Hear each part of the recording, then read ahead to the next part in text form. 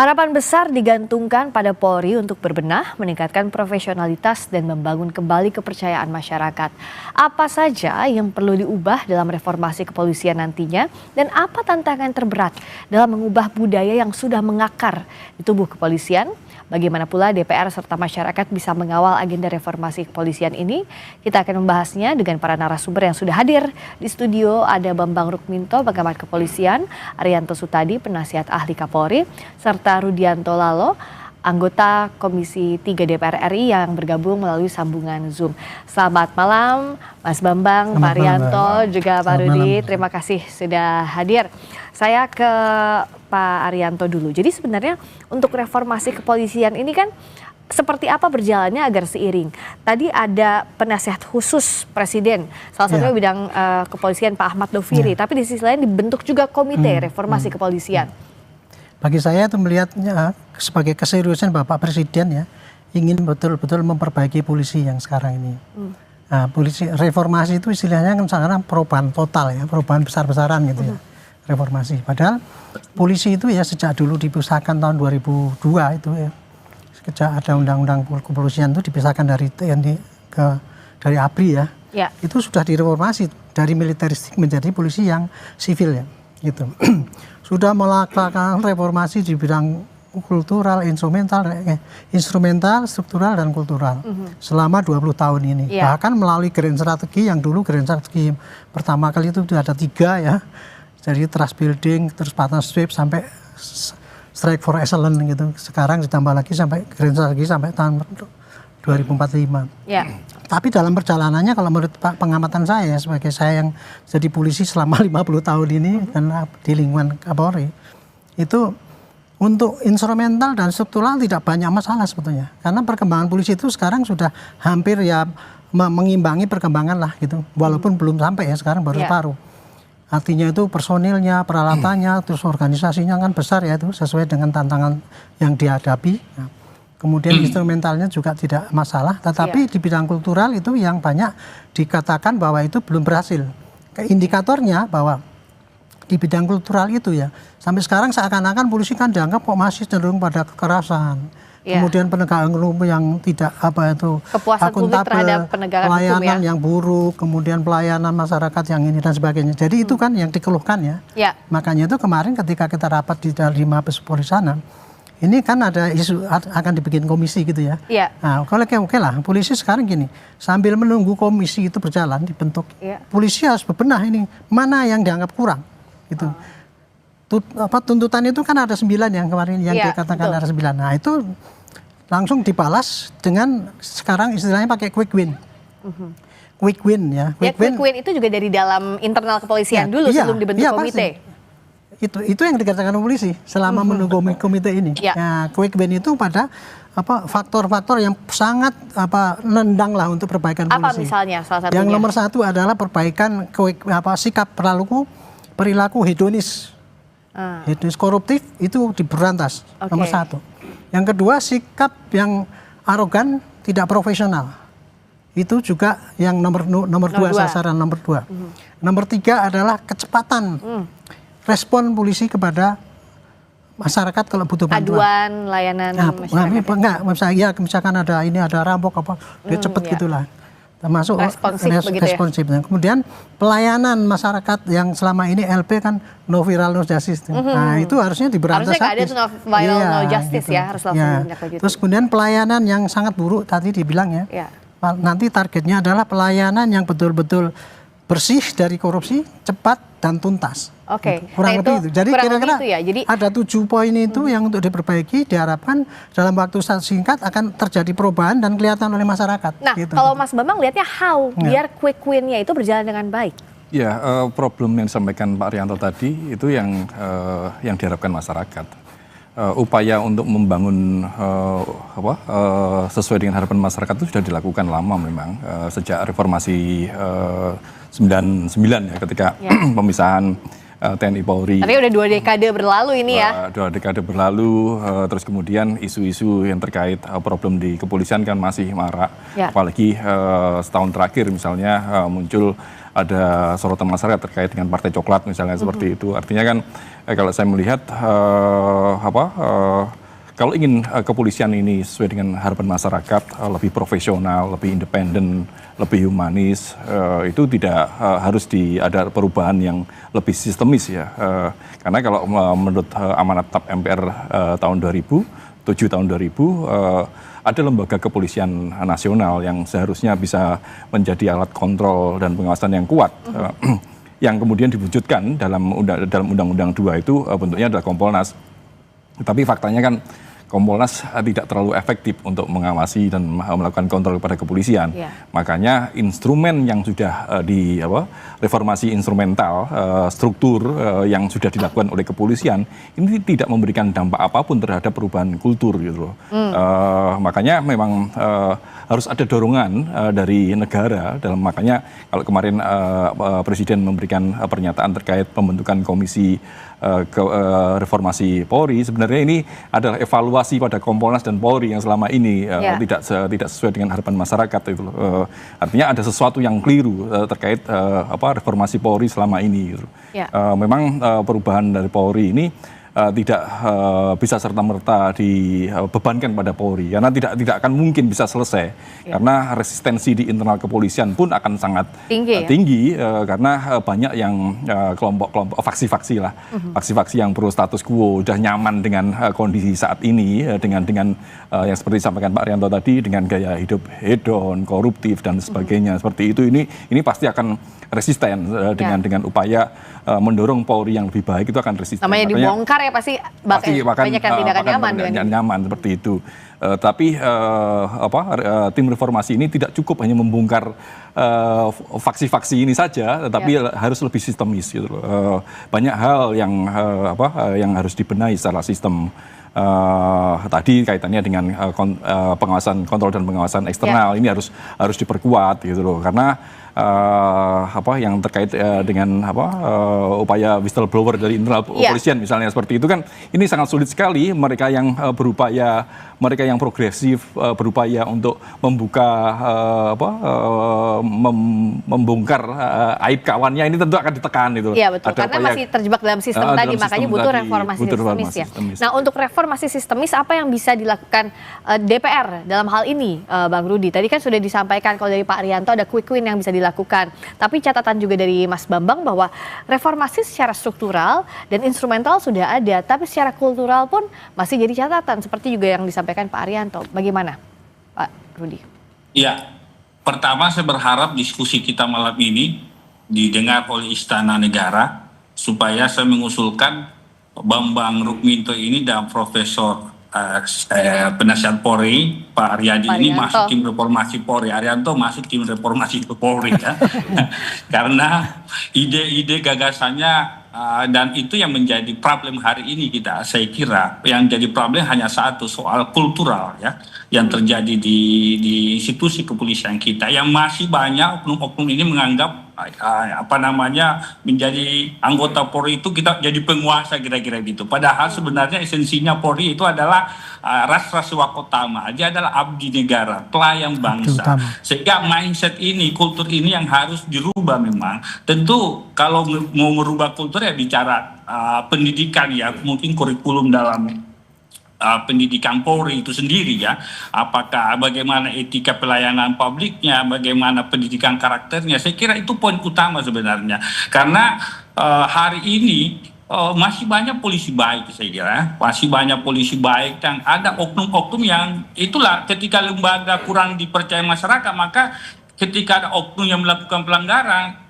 istilahnya nilai setitik rusak susu semelanga kira-kira begitu. Padahal 20 tahun lebih 2 dekade Polri ini terus berbenah bagaimana kemudian terus responsif terhadap aspirasi masukan dari masyarakat. Memang tentu ke depan banyak tantangan saya kira dan kita berharap apa yang diambil langkah Presiden ini melalui tim reformasi Polri termasuk pengangkatan Ahmad Lupiri sebagai penasihat khusus Kamtibmas dan Reformasi Polri, mudah-mudahan bisa duduk bersama, termasuk Kompolnas itu sendiri selaku pengawas eksternal, itu betul-betul bisa berbenah apa yang perlu diawasi gitu. Kami pun selaku mitra Polri ini melihat Polri ini jauh lebih baik ke depan gitu.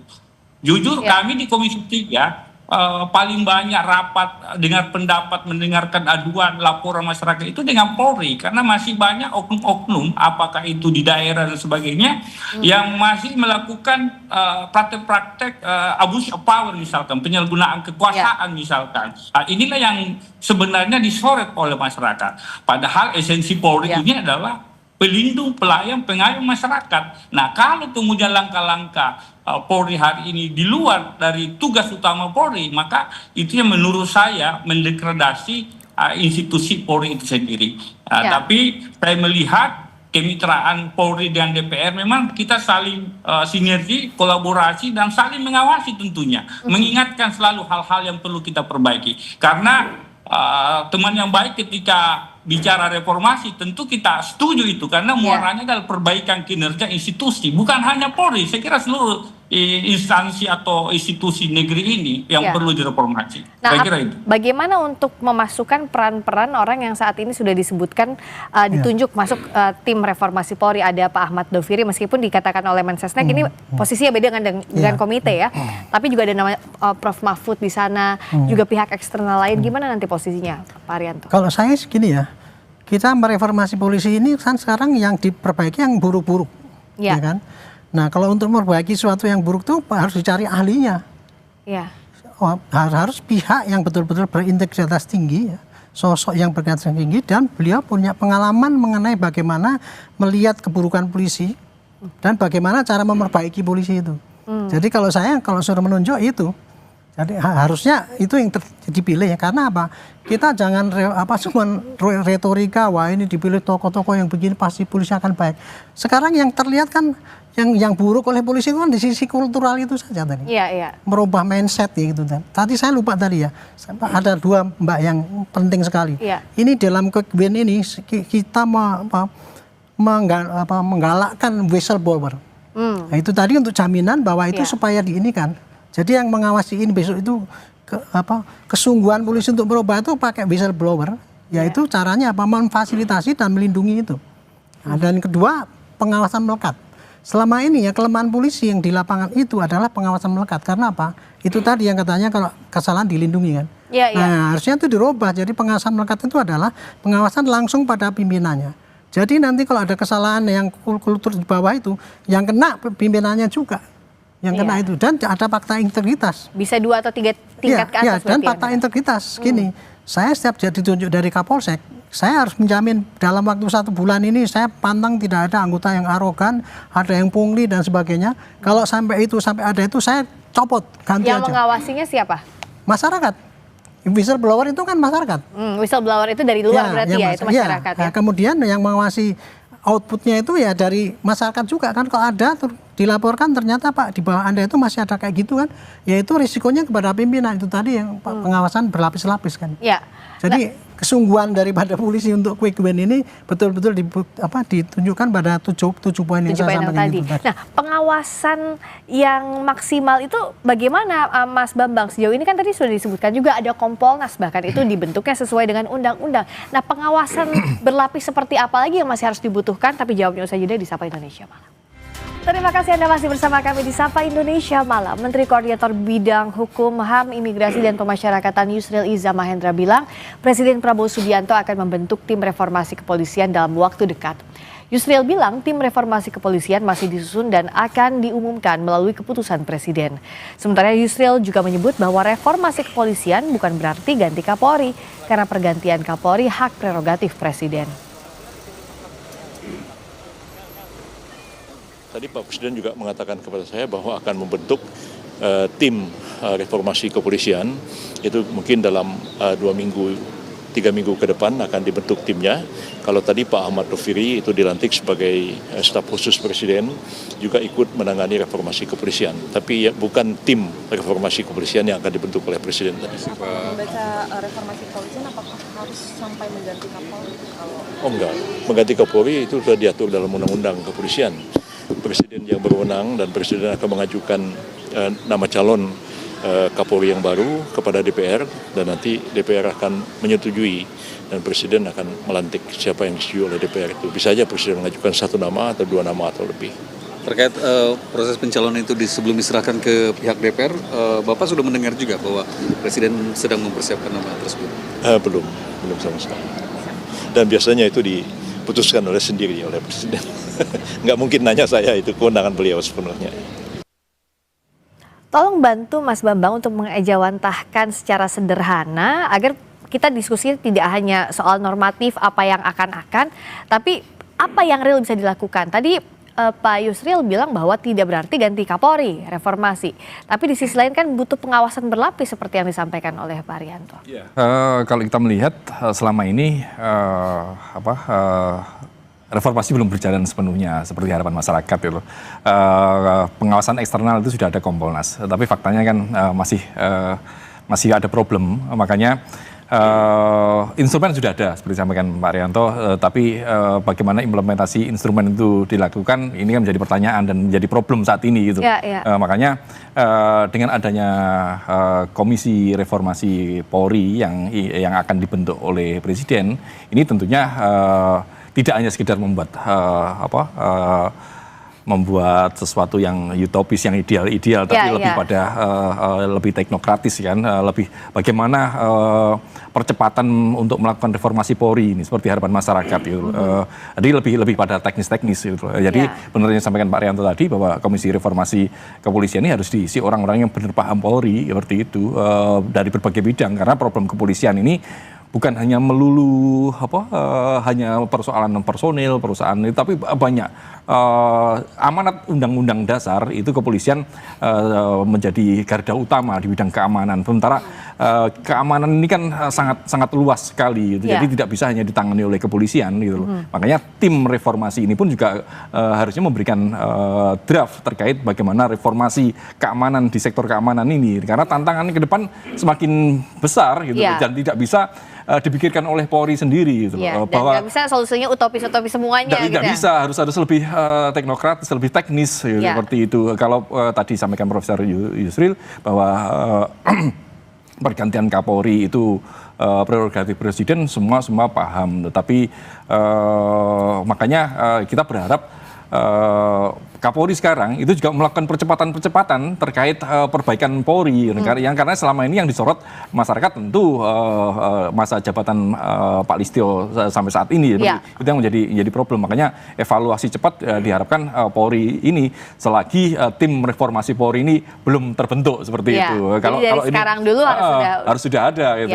Kalau kemudian tim reformasi ini sudah terbentuk kan tinggal ngeklopkan saja ini mana yang harus diperbaiki gitu. Jadi nggak dari nol lagi. Dari nol lagi. Kalau ngomong terkait dengan reformasi kultural, tadi memang harus mulai dari hulu hulu, mulai dari rekrutmen, kurikulum pendidikan, kemudian meritokrasi, kontrol pengawasan, dan kalau lebih jauh lagi juga terkait dengan bagaimana perencanaan anggaran, perencanaan kebijakan, itu sangat kompleks sekali gitu. Dan harapannya tim reformasi ini mendorong menjadi tangan kanan Presiden untuk melakukan percepatan terkait reformasi Polri. Kalau dari Pak Rudi, apakah setuju juga bahwa bukan berarti diterjemahkan sebagai ganti Kapolri, tapi apa yang harus dilakukan?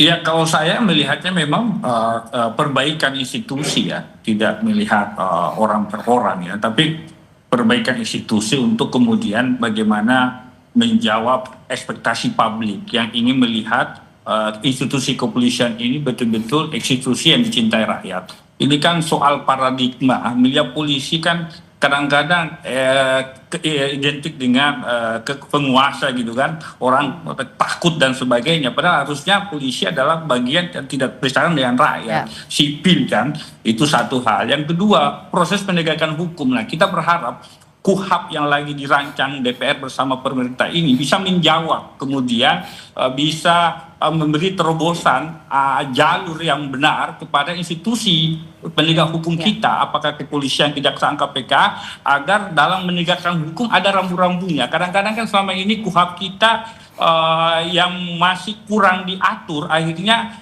sering terjadi penyalahgunaan kekuasaan. Misalkan orang dilapor, orang tersangka seumur hidup, orang misalkan tidak jelas ada kepastian hukum terhadap kasus yang dilaporkan di kepolisian dan sebagainya.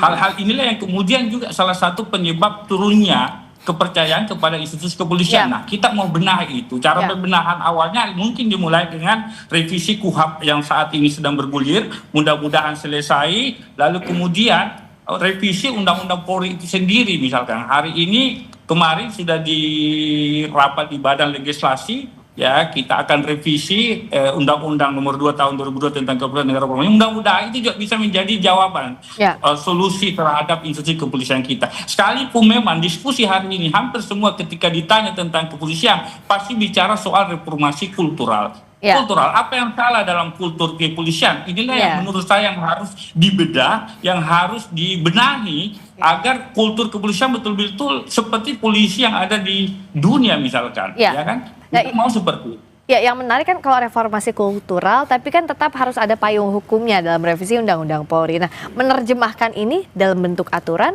instrumen apa lagi yang dibutuhkan? Kalau untuk kultural itu, Bu, ya, itu instrumen untuk merubah itu sudah lengkap tuh, tebal sekali tuh, Bu, program-programnya itu. Bahkan ya yang namanya kode etik itu dijabarkan menjadi 4 seksi ya. Satu kotik individu, masyarakat, lembaga, negara, itu detail sekali itu. Tapi jelas. Kenapa nggak jalan? Itulah masalahnya, karena pengawasan lemah itu tadi. Makanya tadi jawabannya adalah pengawasan melekat itu harus direformasi, dirubah total. Jadi tadinya ya kalau seandainya ada orang atasan membiarkan bawahannya itu kena gitu, jangan itu dianggap sebagai biasa, atasannya disikat juga. Komandannya juga harus bertanggung jawab itu, kalau perlu diganti. Biar itu ada tadi sense of belonging ya. Jadi kalau ada yang dibawa salah ya sampai komandan juga kena. Kultural nggak jalan itu karena apa? Adanya pelanggaran tidak ditindak dengan tegas. Kenapa tidak ditindak dengan tegas? Karena selama ini pelanggaran yang dilakukan oleh bawahan itu mestinya diawasi oleh atasannya, tapi atasannya sendiri juga sudah busuk juga. Jadi kan nggak bisa bagus kan itu kan. Termasuk juga komandan setempat itu tidak care dengan apa yang dilakukan oleh bawahan. Dan selama ini tidak pernah ada. Oh sorry ya, saya gini. Untuk SDM sekarang ini, untuk jabatan polisi sudah ada asesmen tuh. Asesmen dinilai itu kemampuannya berapa, kapasitas memimpin dan sebagainya. Tapi yang belum disertai sekarang adalah fakta integritas. Artinya gini, kamu kalau jabat segini, apa taruhan kamu gitu? Misalnya ya, saya jadi Kapolres. Oke lah, saya jadi Kapolres, Pak. Saya jamin daerah saya bebas narkoba.